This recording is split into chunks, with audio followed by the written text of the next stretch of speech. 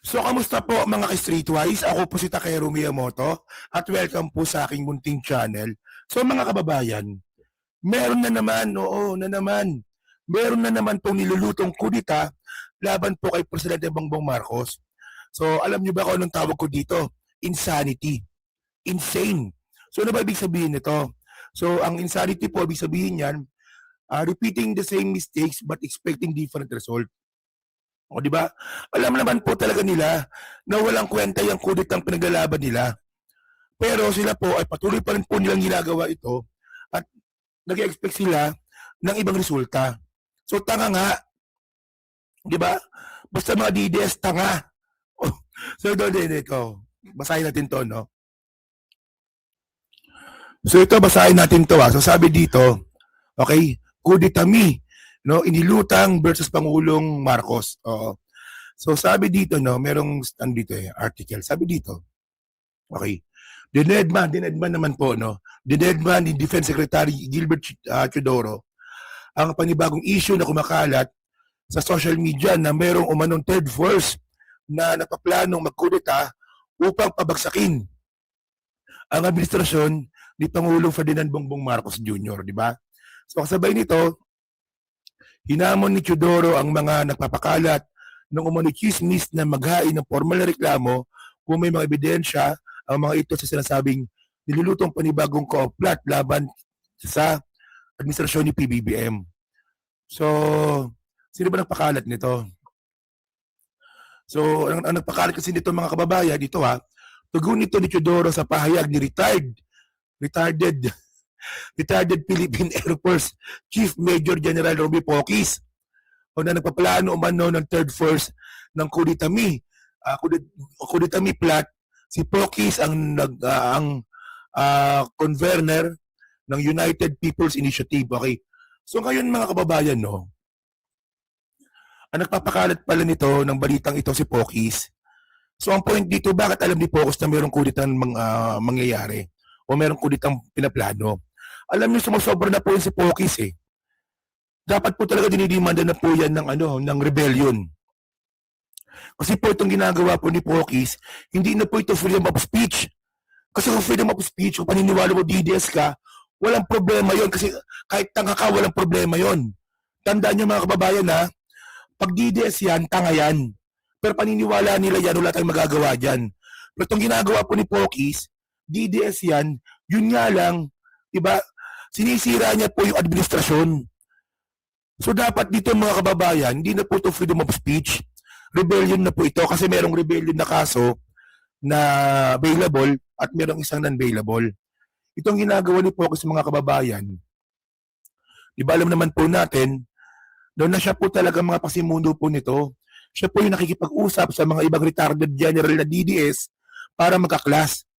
At ito po yung umaabot na po sa recruitment sa mga active po na miyembro ng AFP. So rebellion na po yan. Ano bang ginagawa natin dito? Kasi masyado, masyado bang mabait itong administrasyon na to? Kasi yung mga katulad na ni Poquis, dapat pinapakulong na po yan. Di ba? So ngayon actually, wala namang bago dito mga kababayan kasi alam ito, papakita ko sa inyo, no? Ipapakita ko sa inyo.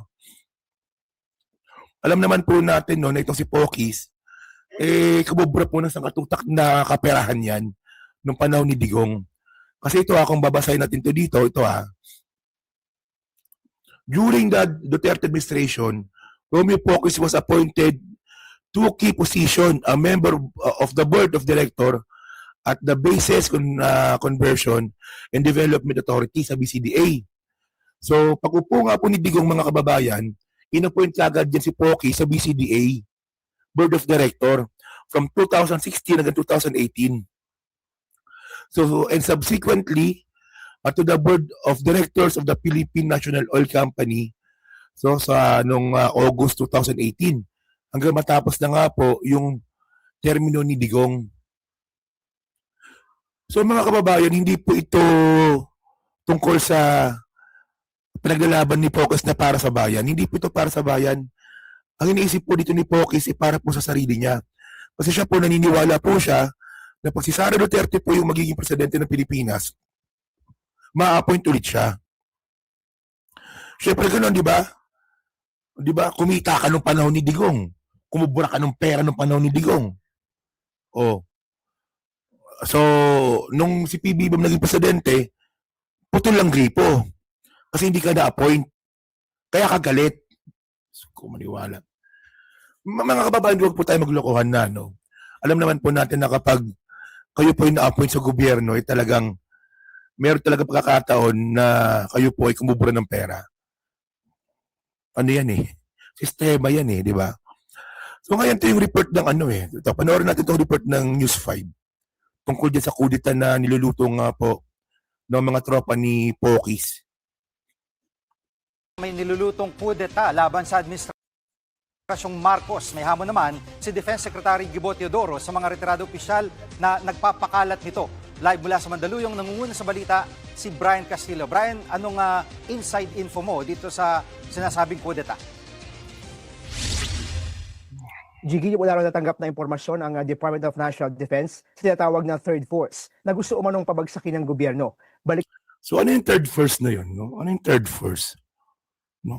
Anong pauso ni Pokis yan? Kang walang Jiggy yung konteksto nito. Si Romeo Pokis, na isang retired general, ang nauna nagsabi na may plano umanong kuditami sa tinatawag na Third Force. Si Pokis Jiggy ay dating opisyal ng Philippine Air Force at convener din ng United People's Initiative. Ayon sa kanya, balak ng Third Force na yan na maglunsad ng mga pambobomba at assassinations. Ito raw ang gagamitin nila para kumbinsihin ang lahat na pabagsakin ng gobyerno at maglunsad ng isang civil-military junta. Pero ayon kay Defense Secretary Gibo Teodoro, Sa mga kababayan, no, ito.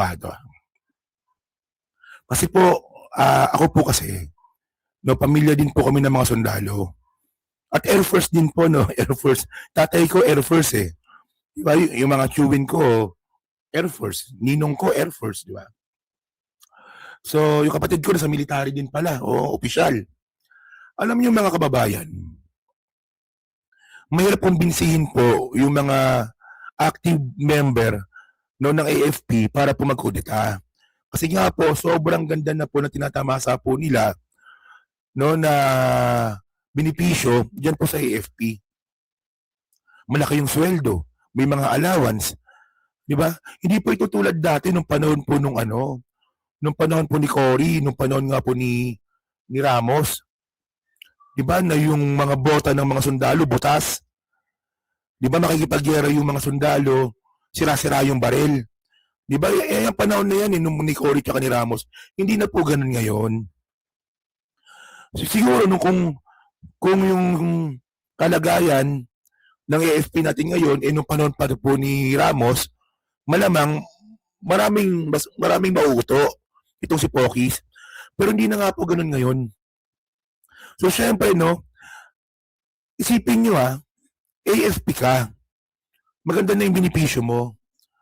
At pag natapos yung serbisyo mo, meron ka pang pensyon buwan-buwan. Ayun ba, isusugal mo?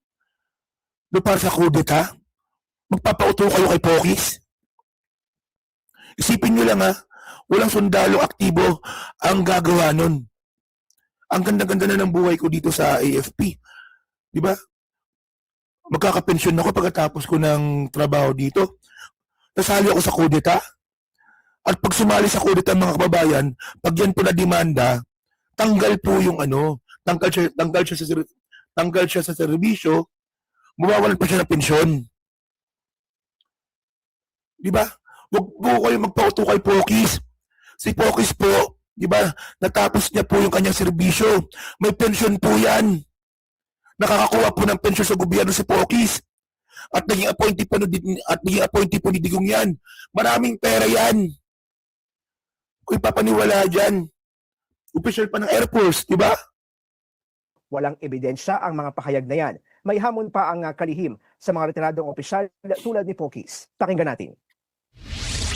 Why don't they execute the proper affidavit and file it with the law enforcement and prosecutorial officials so it can be investigated properly? Ha? Kung meron pa ng ebidensya. Yan yung sinasabi nga po natin. Di ba? Kung may problema kayo, mag-file kayo ng affidavit. Pero by the way, mga kababayan, no? Tulad ng sinabi ko nga kanina, itong kudita drama nila, kaya isa po itong insanity. Di ba? Nakailang kudita attempt na po sila pero hindi naman sila nagtagumpay. Di ba? Well, ako sinasabi ko naman, no, na hindi naman perpekto itong gobyerno ni Marcos. Kahit saan namang bansa, walang perpektong gobyerno. Pero syempre, ako po naniniwala na maayos naman po ang pamamalakad po ni PBBM kumpara kay Digong. So, ganun po yung point natin dito. So, ewan ko ba dito kay Pokis niyan. Di ko alam ba't may mga naniniwala pang mga tanga dyan, no? Pero okay naman kasi hanggang ngayon, wala pa naman silang nauto na grupo, no, ng mga sundalo na aktibo sa AFP. No, wala. Mukhang malabo talaga. So yun mga ka-streetwise, no? So kayo po, no, masabi nyo nga po dito, sa kudita attempt na naman na sinasabi na naman po nito ni Romeo Pokis. So ang sinasabi nga ni Pokis, lang daw siya, informant. Pero sa totoong mga kababayan, ako'y naniniwala na siya po'y konektado diyan po sa mga grupo na gusto nga po pabagsakin si PBBM kahit nga po na gumamit sila ng dahas. Di ba? So yun mga kababayan, no? So kayo po, no, masabi nyo nga po dito sa topic natin ngayon. So kayo po ba? So naniniwala ba kayo na magiging successful itong pinaplano nga po nilang kudita na kudita me, no, na third force? O di ba po, ang dami nilang drama, di ba? Mukhang tanga no? So yan So, then kayo po ba, di ba? So, kayo po ba pabor ba kayo na tanggalin si PBBM sa pamamagitan nga po ng kudeta? Ayan. So, yan. So, pa-comment na po sa baba at binabasa ko pong lahat yan. At syempre, dyan po sa Team Replay. So, pa-like, pa-subscribe. At di na makalabisan, pa-share na rin po ng content natin ngayon. So, thank you mga kababayan. Kita na lang ulit tayo sa susunod nating content. So, thank you. Salamat and bye-bye.